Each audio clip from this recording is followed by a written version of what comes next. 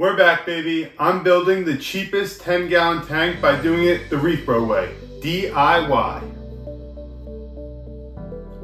Step one of this process involved, okay, I had to plan out the tank. Which tank am I gonna get? Petco had their 50% off sale, so I saw this 10-gallon beauty right here that I could get for like 12 bucks, so I knew that was the tank. I wanted to build an all-in-one because I knew it would be the easiest way to, one, hold some balls because it is a male tank, of course. Two, it's a great way to hide the filter as well as the heater in the back, so that way it has like its own separate area. And three, I could set up some filtration, so when these fish are pooping or if I feed and it just has to get taken away, it'll have a chamber where I can put the filter floss and get all that stuff out.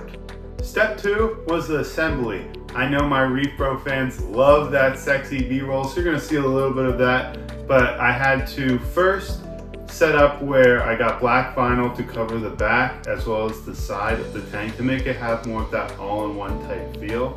The next step was to actually cut the acrylic into the size I needed it. Step three was to try to glue it all together, and then eventually step four was to actually silicone it into the tank.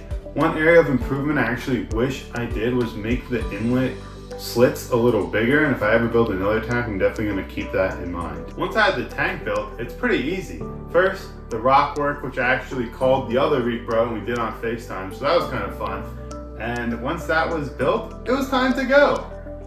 I found a spot in my sugar mama's house and I said, yo, it's going here. So I laid out first some foam to make sure the tank has like a balanced place to sit on.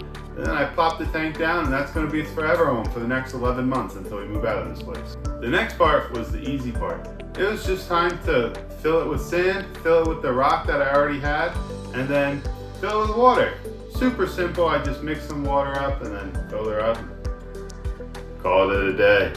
From this point, I knew I had to get the cycle going, and I did this by 3 different methods. Method number 1. I took some of the rock from my tank at home, that 25-gallon water box, which, click the video here if you want to see more about it. But essentially that tank, it had a great load of bacteria in it, so I was like, all right, let me take those rocks, let me take those bioballs from it, it'll help the cycle. At this point, you're probably wondering, what the hell is a cycle? A cycle is the ammonia nitrite nitrogen cycle that's present in all reef tanks, actually all fish tanks, and the whole point of it is to convert fish poop essentially into nitrate, which can eventually bubble out as gas. And to do this, you need bacteria. But anyway, back to my 3-factor system.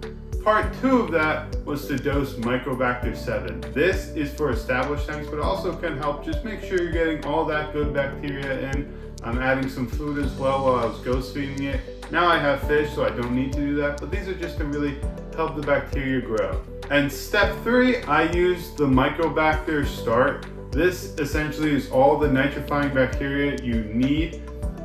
I'm not sponsored by them, so maybe you'll see the bottle, maybe not. If they want to sponsor me, you'll definitely see the bottle. And yeah, so I just used all 3 of those, and bada bing, bada boom, we have a nitrogen cycle. While this is going on, it's very important to test your water. I was using the API test kits I already had. I knew pretty much because of all the rock and everything that I was adding that the cycle would go 1, very quickly, and 2, it's still important to make sure that your ammonia is 0 before adding fish, because fish are the homies, they're the G's. You want them to live. You don't want to throw them in a tank where there's a ton of ammonia, then 1, you're pissing away money, and 2, you're killing your boys. Who does that? So now that brings us to where we are at this moment. I got 2 fish, which I still don't know what to name, so if you have any ideas, slam a comment down below. And while you're there, leave a like, because I need some motivation to film.